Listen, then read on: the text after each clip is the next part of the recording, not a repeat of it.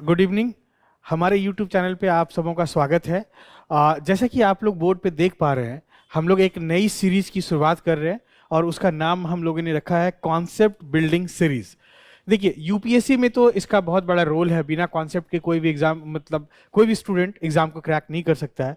और इवन आज के डेट में जो बीपीएससी का एग्जाम हुए हैं, पिछले 2-3 एग्जाम, सीडीपीओ के एग्जाम, जो एग्जाम कैंसिल हुआ, जो अभी जस्ट हुआ है फिनिश, या और दूसरे जो कॉम्पिटिटिव एग्जाम्स हैं, सब जगह कॉन्सेप्ट का बहुत रोल हो गया कि बिना कॉन्सेप्ट के अब आप कुछ लेवल तक का क्वेश्चन तो बना पाएंगे, लेकिन फाइनली सिलेक्शन लायक आपका स्कोर नहीं हो पाएगा।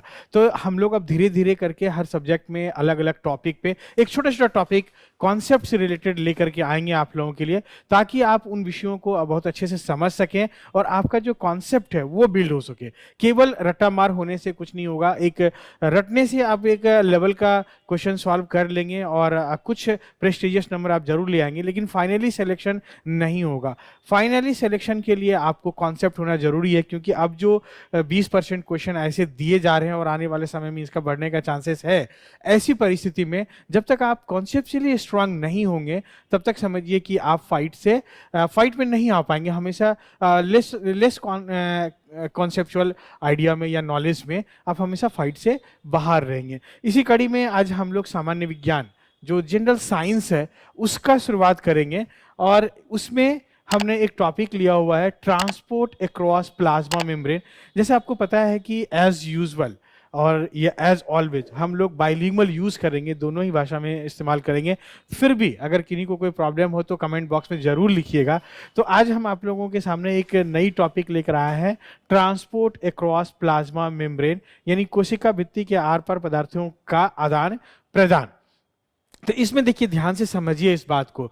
जो लिविंग सिस्टम है, चाहे प्लांट हो, एनिमल हो, वो बाहर से यानी अपने एक्सटीरियर से पदार्थों का आदान प्रदान करता है। कई तरह के पदार्थ होते हैं। या तो ये सेल कुछ सिंथेसाइज करेगा, कुछ निर्माण करेगा, तब उसको बाहर भेजना होगा। जैसा ये एरो दिख रहा है, सेल से बाहर। इवन हम लोग का बॉडी में आप इमेजिन कीजिए कि जो कॉम्पैक्ट टिश्यूज हैं, जो काफी सघन टिश्यूज हैं, वहां भी सेल के बाहर एक छोटा सा स्पेस होता है, जिसको हम लोग एक्स्ट्रा सेल्यूलर फ्लूइड या ईसीएफ कहते हैं। यानी इसको कोशिका के बाहर उपस्थित पदार्थ। इसमें जो कोशिका के बाहर उपस्थित सब पदार्थ हैं, बाहर से आने वाले, यहीं पे ब्लड कैपिलरी भी रन होता रहता है इसी में। तो यानी ब्लड कैपिलरी के थ्रू जो ट्रांसपोर्ट होना होगा, जिन चीजों का आदान प्रदान होना होगा, उसको भी ये जो मेम्ब्रेन है हमारा, ध्यान से समझिए, ये जो मेम्ब्रेन है, इसी के आर पार जाना होगा सब्सटेंस को। या तो बाहर से हम लोग कुछ लेंगे रॉ मटेरियल, या अंदर से मैन्युफैक्चर्ड या वेस्ट जो बर्बाद हो चुका है, जिनको अभी शरीर से बाहर निकालना है, उनको भी सेल से बाहर जाना होगा। लेकिन ऑलवेज उसको क्रॉस करना होगा। ये जो प्लाज्मा मेम्ब्रेन, ये आप देख रहे हैं यहाँ पे मैंने लिखा है इसको प्लाज्मा मेम्ब्रेन। प्लाज्मा मेम्ब्रेन को क्रॉस करना पड़ेगा।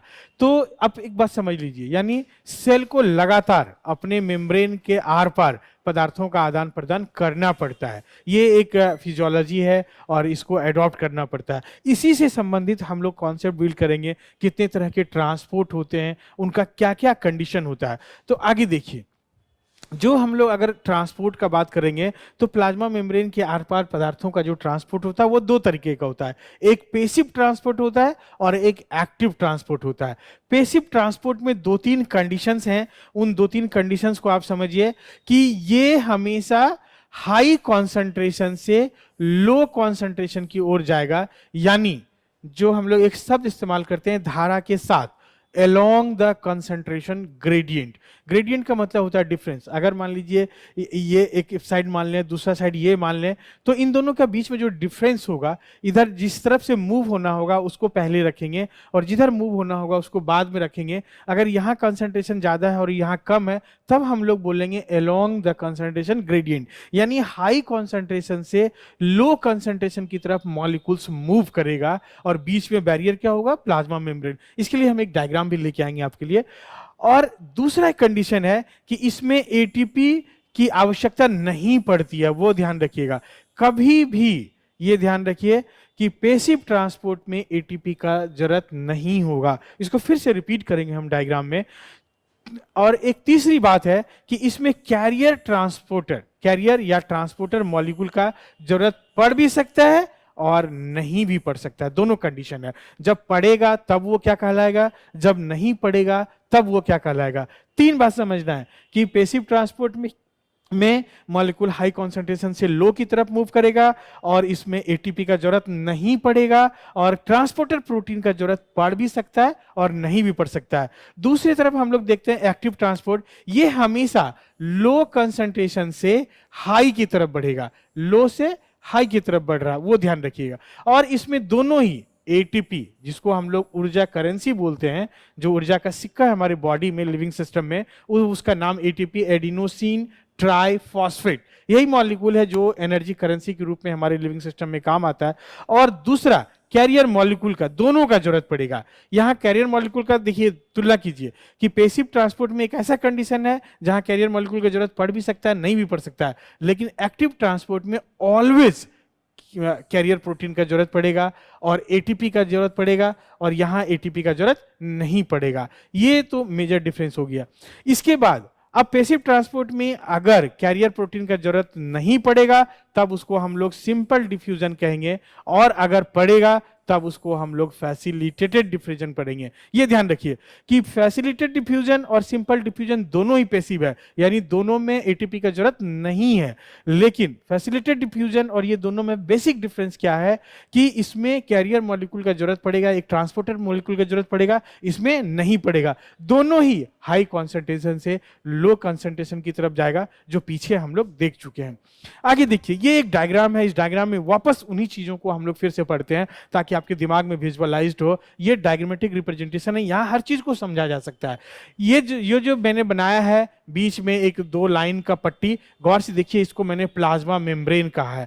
प्लाज्मा मेम्ब्रेन का एक भाग इधर है, एक भाग इधर, कुछ भी मान सकते हैं। इधर आप साइटोप्लाज्म मान सकते हैं, इधर आप बाहरी एक्स्ट्रा सेल्यूलर फ्लूइड वाला हिस्सा मान सकते हैं। ये जो डायग्राम है गौर से समझिए, ये जो है सेल के अंदर, सेल के बाहर, इसी चीज को हम लोग उसको और एक्सटेंडेड डायग्राम बनाया है मैंने। गौर से देखिए, ये जो पेसिव ट्रांसपोर्ट है, इनमें गौर से देखिए, ये मॉलिक्यूल का संख्या यहां ज्यादा है, यहां भी ज्यादा है, और इधर से मॉलिक्यूल मूव कर रहा है, यानी हाई कंसंट्रेशन से लो कंसंट्रेशन की तरफ मूवमेंट है मॉलिक्यूल्स का। और दोनों ही हमारा क्या है, पेसिव ट्रांसपोर्ट। लेकिन इन दोनों में फर्क क्या है, गौर से देखिए, यहां एक कैरियर मॉलिक्यूल दिखाया गया है, जो आपका पिंक कलर है, उसमें ये इसी को कैरियर या ट्रांसपोर्टर प्रोटीन कहते हैं।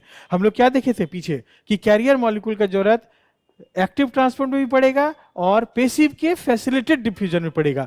दोनों में कंफ्यूज नहीं करना, यहां एटीपी का जरूरत नहीं होगा लेकिन कैरियर मॉलिक्यूल का जरूरत होगा। यहां हाई से लो की तरफ मूव हो रहा है और यहां पे लो से हाई। गौर से देखिए, ये एक पेसिव ट्रांसपोर्ट है और ये एक्टिव ट्रांसपोर्ट है। पेसिव ट्रांसपोर्ट में हम लोग क्या देख रहे हैं, हाई कॉन्सेंट्रेशन से लो कॉन्सेंट्रेशन की तरफ मूव कर रहा है, और एक्टिव ट्रांसपोर्ट में हम लोग क्या देख रहे हैं, लो कॉन्सेंट्रेशन से हाई कॉन्सेंट्रेशन की तरफ मूव कर रहा है। तो कॉन्सेंट्रेशन के मामले में दोनों का डायरेक्शन अपोजिट है। एक बात, दूसरी बात जो मेजर डिफरेंस क्रिएट करता है वो आपका ये एटीपी है।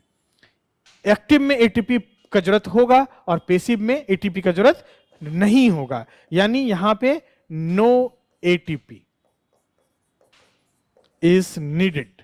ये ध्यान में रखना कि यहां एटीपी की जरूरत नहीं पड़ेगा और एक्टिव ट्रांसपोर्ट में एटीपी की जरूरत पड़ेगा। दूसरा जो डिफरेंस है कि एक्टिव ट्रांसपोर्ट में कैरियर मॉलिक्यूल का जरूरत होगा। देखिए यहां भी कैरियर मॉलिक्यूल दिखाया गया है और एटीपी का खर्च दिखाया गया है, लो कंसंट्रेशन से हाई कंसंट्रेशन। अब देखिए इधर कम मॉलिक्यूल है और इधर ज्यादा मॉलिक्यूल है। यहां देखिए ज्यादा मॉलिक्यूल है, ज्यादा मॉलिक्यूल है, और इधर कम मॉलिक्यूल है, लेकिन यहाँ एटीपी खर्च नहीं है। दोनों में ये कभी आपको जो फंसाएगा, यही ध्यान रखना है कि पेसिव ट्रांसपोर्ट के फैसिलिटेटेड डिफ्यूजन में कैरियर मॉलिक्यूल का जरूरत होता है, जिस तरह से कि एक्टिव ट्रांसपोर्ट में होता है, लेकिन यहाँ एटीपी नहीं लगेगा, यहाँ एटीपी लगेगा। यहाँ हाई से लो, यहाँ लो से हाई। ये डिफरेंस को ध्यान में रखना है।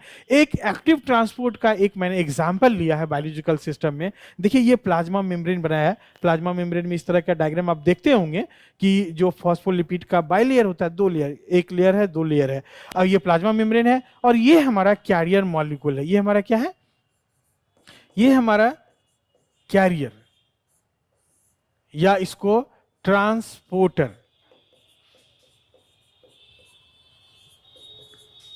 मॉलिक्यूल कह सकते हैं। देखिए कैरियर मॉलिक्यूल है, यहाँ भी कैरियर मॉलिक्यूल दिखाया मैंने। एटीपी का खर्च है, यहाँ भी एटीपी का खर्च दिखाया मैंने। तो इसमें होता है क्या है कि सोडियम इधर मूव करके जाएगा, उसके बदले में क्या आएगा, पोटेशियम अंदर की तरफ आएगा। तीन, मतलब यूजुअली बायोलॉजिकल सिस्टम में तीन सोडियम बाहर की तरफ फेंकाता है और दो अंदर की तरफ आता है। अगर संख्या के बल में लिखें तो इधर तीन और ये दो, इस तरह का। और यहाँ कैरियर मॉलिक्यूल है और एटीपी का खर्चा के कारण तीन सोडियम अंदर से निकल के बाहर की तरफ जाता है और दो पोटेशियम बाहर से अंदर की तरफ आता है। इसका नाम हम लोग रखते हैं सोडियम पोटेशियम पंप। ये बराबर आपका कई बार एग्जाम में आ सकता है, तो ध्यान रखना है। Sodium potassium pump active transport का एग्जाम्पल है। और जो आपका इसमें ध्यान में रखना है कि संख्या कभी पूछ दे, अगर कॉन्सेप्चुअली आगे जाएगा तो इन्हीं दो तीन बात को ध्यान में रखना है। पेसिव और एक्टिव ट्रांसपोर्ट के बीच में ये बेसिक डिफरेंस है। इनको आप जो मैंने बताया उसको सुनेंगे, दोबारा तिबारा सुनेंगे। कहीं भी अगर आप कंफ्यूजन हो तो इसको सुन लीजिए। ये आपका जो कंफ्यूजन, इस पर क्वेश्चन आते हैं, अभी उतना टाइम नहीं है क्वेश्चन कराने का, नहीं तो मैं क्वेश्चन भी कराता आपको अगले किसी क्लास में। मैं इसके से संबंधित जहाँ से कंफ्यूजन क्रिएट होता है, क्वेश्चन होता है जो आपके लिए एक प्रॉब्लम क्रिएट कर सकता है, वैसे क्वेश्चन को लेकर हम आएंगे। जैसा कि आप लोगों को पता है कि हम लोगों ने एक बेहतरीन सीरीज की शुरुआत की है, उसका नाम रखा हमने कैरियर बिल्डिंग सीरीज। और इसमें जो बच्चे खास करके अभी फाउंडेशन में है, अगली साल 2023 में 2024 में एग्जाम लिखेंगे, ऐसे बच्चों के लिए ये सुनहरा अवसर है। इसको और हमारे चैनल को सब्सक्राइब कीजिए और उसको लाइक कीजिए और बेल आइकॉन को जरूर ऑन रखिएगा, क्योंकि ये एकदम मल्टीपल, आपको एग्रेसिवली छोटे छोटे टॉपिक के साथ हम लोग आएंगे और हर सब्जेक्ट में अलग अलग टॉपिक लेकर अलग अलग लोग आएंगे और आपका कंसेप्ट बिल्डिंग पे हम लोग स्ट्रेस करेंगे, ताकि कंसेप्चुअली आप साउंड हो सकें और जो ऑब्जेक्टिव नेचर का सवाल है उसको बहुत अच्छे से कर सकें। और फिर हम लोग इस तरह, जैसे हम लोगों का एक सीरीज चल रहा है राइटिंग स्किल का, उसी तरह से यह भी एक सीरीज हम लोग ने शुरू की है।